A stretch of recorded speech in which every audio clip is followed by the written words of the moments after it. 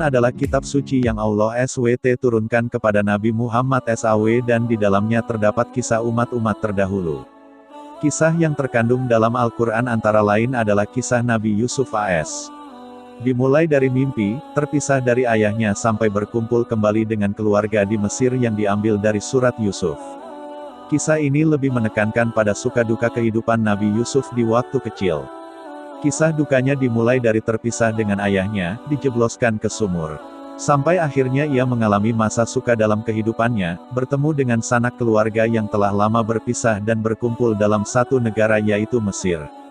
Nabi Yusuf adalah anak bungsu Nabi Yakub AS.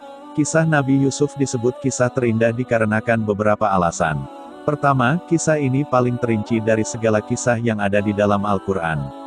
Kedua, sepenuhnya membahas mengenai perubahan sifat manusia. Ketiga, penggambaran dengan warna yang hidup, keterlibatan secara rohani, segi kehidupan yang beraneka ragam, membuat begitu banyak pelajaran yang terdapat di dalamnya. Kisah Nabi Yusuf dalam Al-Quran. Kisah Yusuf AS yang diceritakan oleh Al-Quran merupakan kisah yang amat panjang, karena terdiri dari rangkaian-rangkaian peristiwa yang satu sama lainnya saling berhubungan membentuk suatu kronologis. Namun layaknya pemaparan sebuah kisah pada umumnya, kisah Yusuf AS juga memuat peristiwa-peristiwa yang menjadi alur sentral jalannya cerita. Yang dimaksud dengan alur sentral cerita di sini adalah peristiwa pangkal yang melahirkan rangkaian peristiwa yang mengiringinya. Tanpa terjadinya alur sentral cerita ini, tidak akan lahir peristiwa-peristiwa berikutnya. Dalam Al-Quran, kisah Nabi Yusuf secara keseluruhan tertera dalam surat Yusuf QS 12, diturunkan di Mekah, terdiri atas 111 ayat, dan terletak setelah surat Hud 11 dan sebelum surat Ar-Ra'd 13. Menurut Quraisy Shihab, turunnya surat ini bertujuan untuk menguatkan hati Nabi yang saat itu sedang dirundung kesedihan akibat wafatnya istri dan pamannya, Siti Khadijah dan Abu Talib.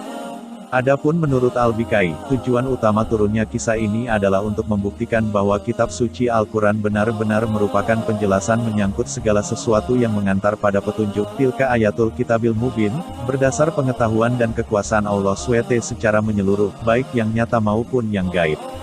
Kisah Nabi Yusuf terdiri atas 10 bagian, yaitu mimpi Nabi Yusuf, Nabi Yusuf disingkirkan saudaranya, Nabi Yusuf dijual kepada orang Mesir, rayuan istri orang kepada Nabi Yusuf, jamuan makan, dalam penjara, mimpi raja dan kebebasan Nabi Yusuf menjadi pejabat pemerintah, pertemuan dengan keluarga, dan itibar dari kisah Nabi Yusuf.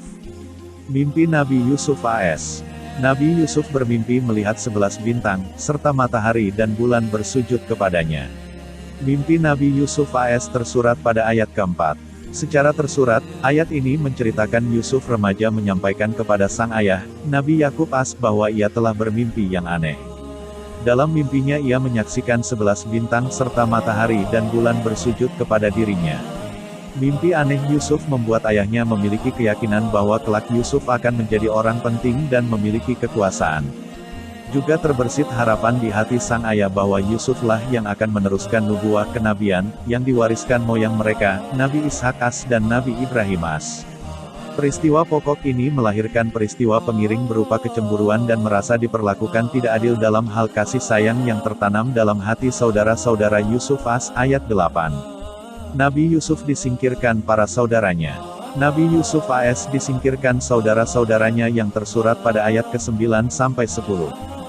Saudara-saudara Yusuf AS mencari jalan bagaimana caranya agar kasih dan sayang sang ayah kembali tertumpah kepada mereka.